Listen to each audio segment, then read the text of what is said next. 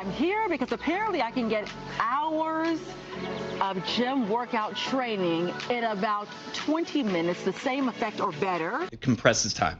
I can get a 2-hour workout, a workout that would normally take me 2 hours in a gym.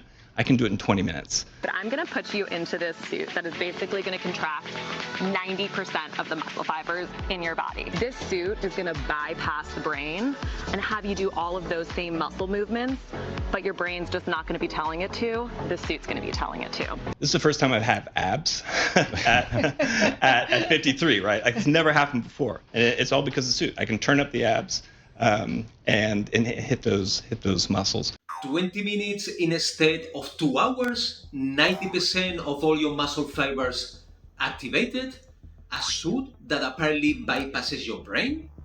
And one man even says that after 40 years of training, this is what finally gave him abs. If all that is true, we might have been making muscle building much more complicated than it needs to be. But here's what makes it interesting. Electrical muscle stimulation isn't fake. It really does make your muscles contract, and research shows that it can improve strength and muscle mass. So, I am not interested in asking whether EMS does anything. Clearly, it does. What I want to know is, can 20 minutes in one of these suits really replace a proper resistance training workout? And do all these incredible claims actually follow from the science? Let's decode it. Here is the deal. It is all science. It is not me, so I cannot take any credit for it. But I'm going to put you into this suit that is basically going to contract 90% of the muscle fibers in your body. So it's going to activate all of the large muscle groups. Okay, first thing, something real is happening here. This isn't just a tight suit with flashy lights. Electrical stimulation can actually make a muscle contract. So if you put electrodes over the muscle and apply enough stimulation, you can create muscular tension without holding a dumbbell or moving a heavy weight. That's legitimate. But when we get to this, basically going to contract 90% of the muscle fibers in your body. 90% of your muscle fibers? And whenever I hear a very precise number like that, I immediately want to know what exactly we are measuring. 90% of the fibers underneath the electrodes, 90% of the major muscles covered by the suit, 90% during one contraction, because a number like 90% sounds incredibly impressive, but by itself, it doesn't tell me how much tension those fibers are producing. And it definitely doesn't tell me how much muscle somebody is going to build. That's the first distinction I think we need to make. Muscle activation is not automatically muscle growth. So once I put this suit on, like, how does that process work? Take me through the steps. So I'm going to spray down the suit, which is going to make the electrical impulse just feel better on your body. And then what it's doing is it's basically mimicking the electrical impulse that your brain would send to your body. That's how we know to, you see a cup, go pick up the cup. Your brain's telling you to do all of this. This suit is going to bypass the brain and have you do all of those same muscle movements, but your brain's just not going to be telling it to. This suit's going to be telling it to. Now, bypass the brain sounds like complete science fiction, but strangely enough, this part isn't as crazy as it sounds. Normally, your nervous system sends a signal that ultimately causes the muscle to contract. Electrical stimulation can activate the motor nerves externally and produce that contraction. So yes, you can make the muscle contract without voluntarily creating exactly the same command. But here is the important part. That doesn't mean electrical stimulation reproduces normal resistance training perfectly. The recruitment pattern produced by electrical stimulation is different from normal voluntary contraction. It tends to recruit motor units in a more fixed and simultaneous way, rather than using exactly the same recruitment strategy your nervous system normally uses. And that matters because making a muscle contract is one thing. Creating the best possible long-term adaptation is another. If I stand here and I squeeze my biceps as hard as I can, my biceps are activated. But nobody would suggest that I should throw away every bicep exercise and just flex for 20 minutes. What ultimately matters is whether the stimulus can be progressed, whether you can recover from it, and whether over weeks and months you're actually becoming stronger or building muscle. So the suit definitely does something. I don't think there is any argument about that. But we shouldn't jump from the muscle is contracting to therefore this must be better than resistance training. So that's how you're able to say it's equal to over like 2.5 hours in the gym. Because if you're at the gym and you're just there doing bicep curls, even if you have perfect form, there's no way you're also working your glutes, working your quads, engaging your core. Whereas with this suit, which you'll feel in a little bit, your entire body is going to be working, and I'm going to have you be able to focus on muscle groups, but everything is going to be working. So 20 minutes is going to be 2.5 hours, and you're going to be sore. Okay, this is probably the claim I have the biggest problem with. Not because I don't believe that you can have an effective workout in 20 minutes. Of course you can. We have already looked at Menser, we have looked at Dorian, and we have looked at training systems where people drastically reduce the amount of work they do, but still train extremely hard. So longer does not automatically mean better. My problem is the equation 20 minutes equals 2.5 hours. What does that actually mean? 2 hours and a half of what? Equal muscle growth, equal strength, equal fatigue, equal cardiovascular work, equal skill development, because training time isn't a currency. You can't simply say 20 minutes of this equals 2.5 hours of that, unless we define what outcome we are comparing. And listen to the example she uses. If I am in the gym doing bicep curls, I am not training my glutes at the same time. True, but why would my alternative be spending 2.5 hours doing bicep curls? A properly organized resistance workout can train the entire body too. So I don't think that's a fair comparison. And this is where the research becomes genuinely interesting because EMS actually can be very time efficient. A 2025 study compared 25 minutes of whole body EMS workouts with 90 minutes traditional full body resistance workouts, twice per week for 20 weeks. Both groups improved.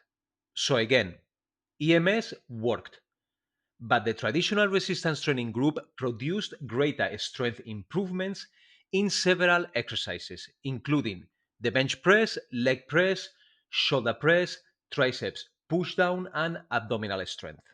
That doesn't make EMS useless. Actually, 25 minutes producing meaningful results against 90 minutes is pretty impressive.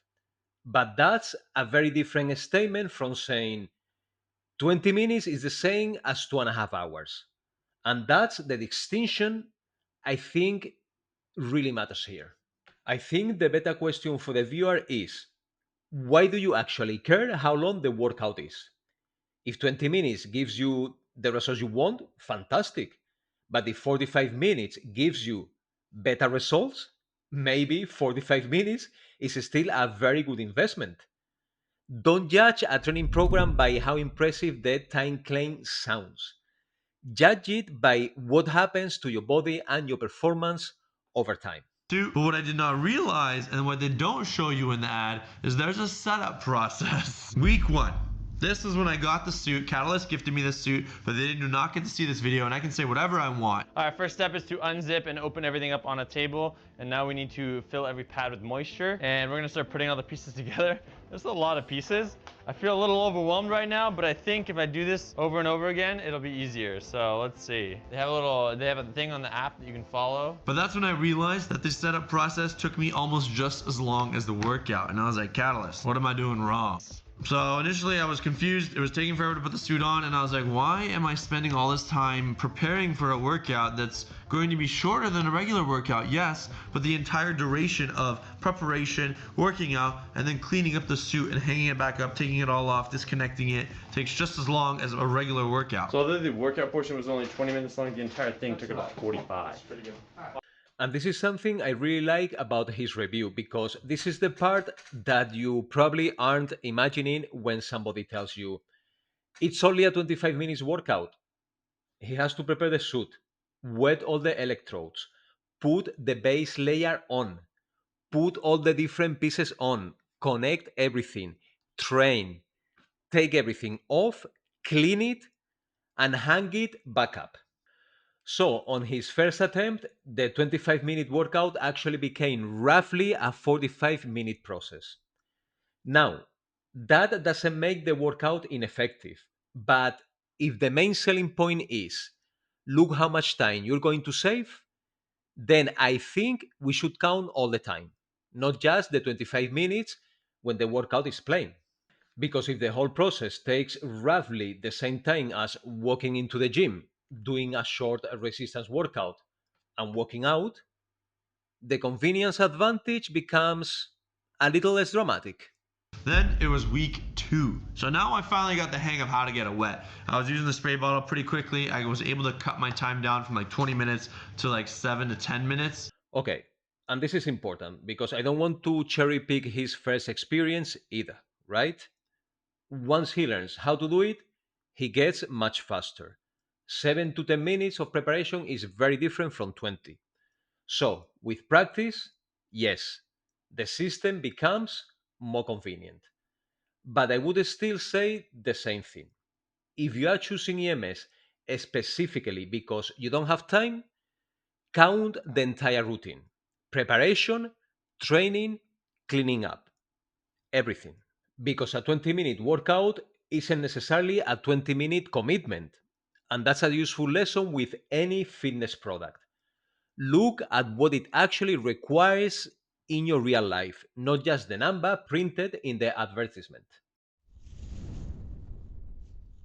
And they're like, turn up the intensity, get to the point where it actually feels difficult. And that's when I realized, whoa, this is intense. This thing is like kind of like electrocuting you in a way. Like you feel pulsations, you feel your muscles activate from an external source, and it freaks me out. I don't know if I like this stuff.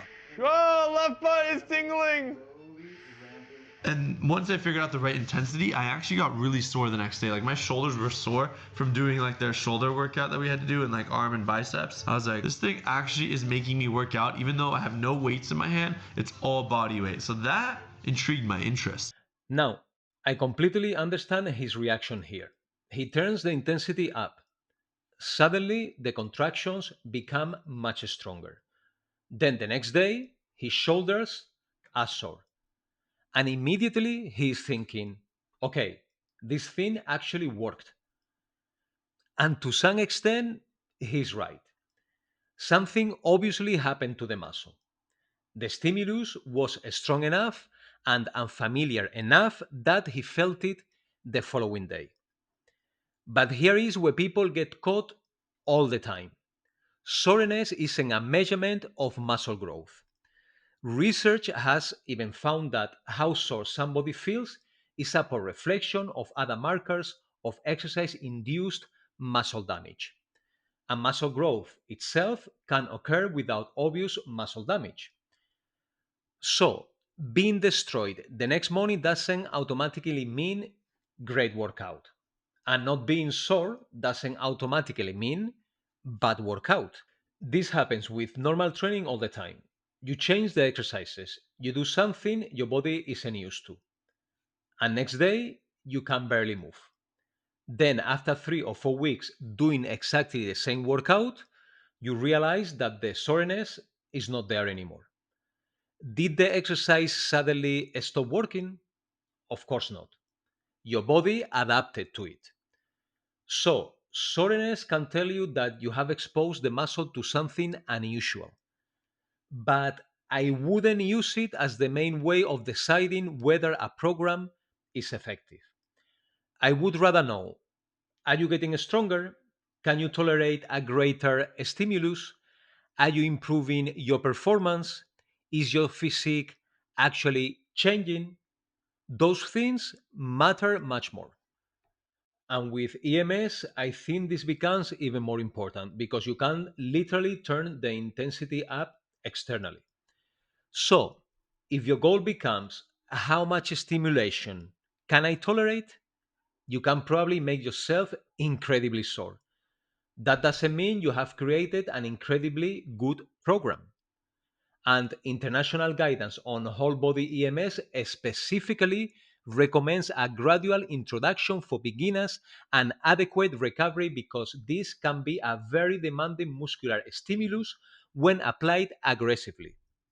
So, I wouldn't chase pain with this, just like I wouldn't chase pain with weights. More suffering doesn't automatically mean more growth. I'm 50 years old. I've worked out in gyms for 40 years. This is the first I've done Ironman. I've done marathons. I've done every kind of fitness activity you can do. I'm very active. This is the first time I've had abs at 53, right? Like it's never happened before, and it's all because of the suit. I can turn up the abs and hit those muscles. This might be my favorite claim in all this EMS thing. He's trained in gyms for 40 years. He's done marathons. He's done an Ironman. And now, at 53, he says this is the first time he's had abs. And it's all because of the suit. Could the suit train his abdominal muscles? Absolutely. They are muscles. If you create repeated muscular contractions with sufficient intensity, you can stimulate them. That's not the part I have a problem with. The problem is giving the suit complete credit for the fact that we can now see his abs. Because developing your abdominal muscles and revealing your abdominal muscles are two completely different things. I can have very well developed abs, but if they are covered by enough fat, I am not going to see them. And somebody else could have smaller abdominal muscles, but because they are much leaner, they have a visible six pack. So if someone says, I turned the stimulation up on my abs and now I have abs, I need to know what has changed. Did his body fat come down? Did his diet change? Did his total activity change? Remember, even in this interview, we are talking about somebody who is already doing other forms of exercise. And for the record, he's also the CEO of the company that owns Catalyst. That doesn't mean his experience isn't genuine. But it does mean I would be especially careful with a statement like, it's all because of the suit. Because there are too many other variables involved: training, activity, diet, body fat levels. So I simply can take one change and confidently say this one thing caused the entire result. FDA consumer guidance makes a similar distinction. Electrical muscle stimulation may strengthen or firm a muscle, but powered muscle stimulators have not been cleared for weight loss, girth reduction, or obtaining rock hard abs. So, yes, you might be able to train the abs with EMS. That's very different from saying EMS gives you visible abs. I can control every single muscle group individually. So as we're working out, if you're like, I want way more butt, way more abs, but turn down my traps, I can get so in there. I call it like a DJ of your body, that if this was a big class, I now don't have the control to say, oh, she wants more glutes, he needs more back. It's too much going on, versus I like to say this is how you can sculpt your body into what you want it to be. And there is that word again, sculpt. We literally just talked about this idea with Benfato. Can you emphasize certain muscles? Yes. Can you develop some areas more than others? Absolutely. And one genuinely interesting thing about the suit is that the trainer can apparently adjust the electrical intensity going into different muscle groups. So you want more abdominal stimulation, they can increase it. Less traps, turn them down. More glutes, turn them up. That's quite interesting. But then we jump from that to, Sculpt your body into what you want it to be. and that's where I think the language becomes too strong. You cannot choose your muscles insertions. You cannot choose your bone structure. You cannot completely choose your proportions. And you certainly cannot turn up the electrical stimulation on one area and decide that the fat covering that area should disappear. So, once again, there is something real underneath the claim. Targeting particular muscles is real, but complete control over the final shape of your physique isn't. And that applies to EMS, weights, machines, cables, everything. And on top of this, I got the suit pretty quickly after I'd broken my foot. So I was injured and I was like, all right, how can I get back into working out without going to the gym, without needing heavy weights, and still being able to do most exercises while activating as many muscles as possible? So having the suit post-injury was so helpful and valuable from my perspective. And now we get to the part where I actually start liking this technology much more. He is injured. He can't train normally. He doesn't want to load himself heavily, but he still wants some kind of muscular stimulus. In that situation, I completely understand why this was valuable for him. Because now we are not asking, is EMS better than a perfectly organized resistance training program? We are asking, is EMS better than not being able to train at all? And that's a completely different comparison. If someone temporarily can't tolerate normal loading and an appropriately supervised EMS program lets them stimulate muscle, that could be extremely useful. Electrical stimulation has a long history in rehabilitation and muscle re-education.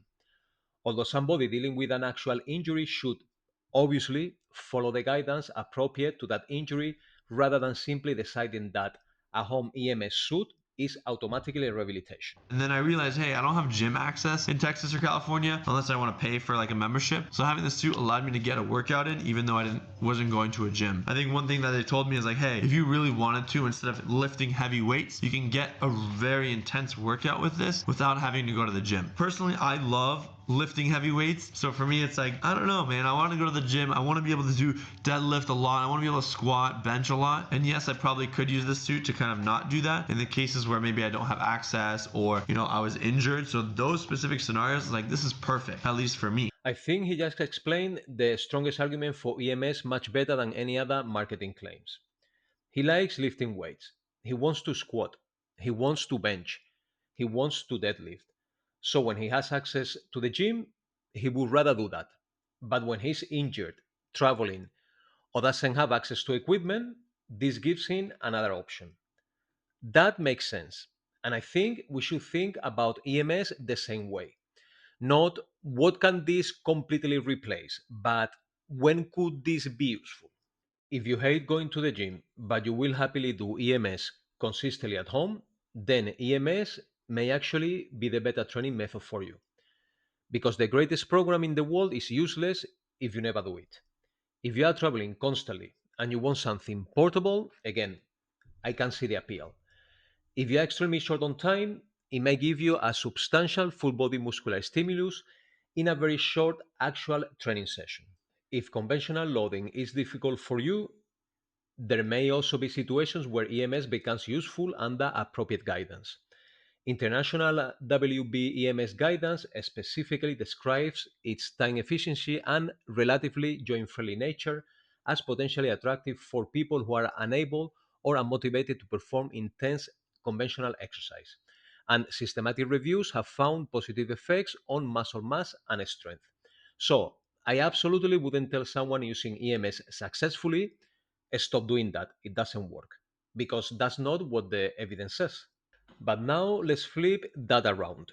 If you are healthy, you enjoy training, you have access to weights, and your main objective is to maximize muscle and strength, would I replace conventional resistance training completely with EMS? Personally, no.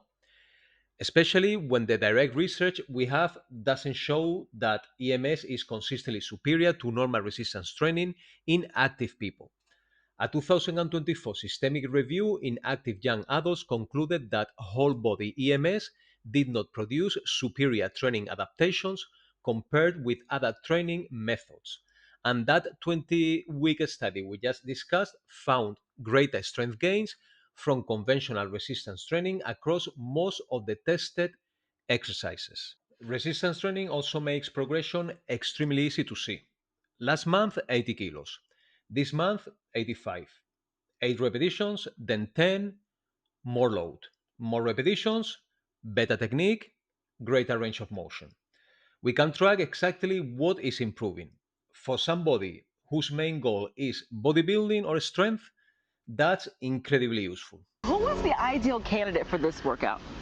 So that's what's been amazing. It started in physical therapy almost over 60 years ago. Wow. So no one is a guinea pig in this. It's been around forever. If you've tried like a TENS machine, it can activate on your back. It helps with pain. So it's great for everybody. It's low impact. You can do it when you have injuries. It's great for athletes that are looking to increase power. It's also good for people that just want to get that like extra oomph. I've tried every workout. It slimmed that down. People lose belly fat. So I hate to say that it's like pretty much for everybody, but if you're cleared to work out by a doctor, you're cleared for EMS and like it works. And this is where I would be much more careful. I wouldn't rush to say if you are cleared for normal exercise, you are automatically cleared for EMS. That's too broad for me. Whole body EMS is a powerful muscular stimulus. International expert recommendations specifically discuss screening for contraindications, proper preparation, gradual familiarization, recovery between sessions, and appropriate supervision. There have also been reports of severe muscle damage when EMS has been applied too aggressively, particularly in inexperienced users. That doesn't mean EMS is inherently dangerous. Weights can be used stupidly too. But if something is powerful enough to potentially produce a meaningful muscular adaptation, then it's also powerful enough that we should respect the dose. So I don't think it's basically for everybody is the message I would give.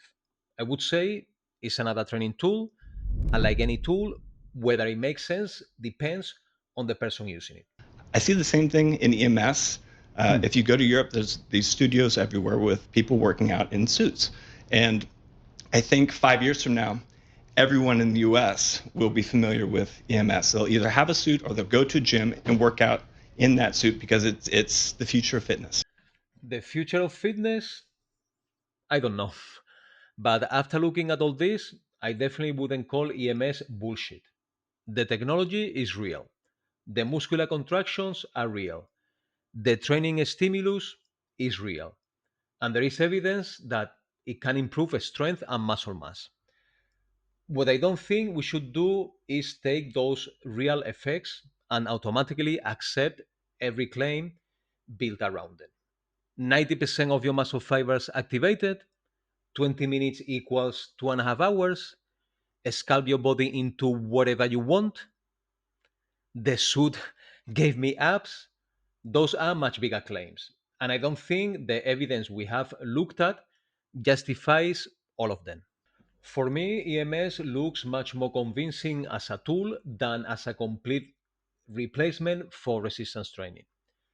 If you are traveling, if you don't have access to equipment, if conventional training isn't practical for you, if you genuinely enjoy this much more than going to the gym, or if it simply gets you exercising consistently, I can see a very good argument for it. But if you are healthy, you enjoy resistance training, and your goal is to maximize muscle and strength, I haven't seen anything here that would make me throw away the weights. And maybe that's the most useful lesson from this whole video. Something doesn't have to be useless to be overhyped. Sometimes a new training method can genuinely work without being the revolution we are being sold. And I think EMS might be exactly that. So, what do you think? Would you actually use EMS as part of your training, or would you rather stick with conventional resistance training? Let me know in the comments. And this has been EMS Muscle Stimulation Decoded. I will see you in the next one.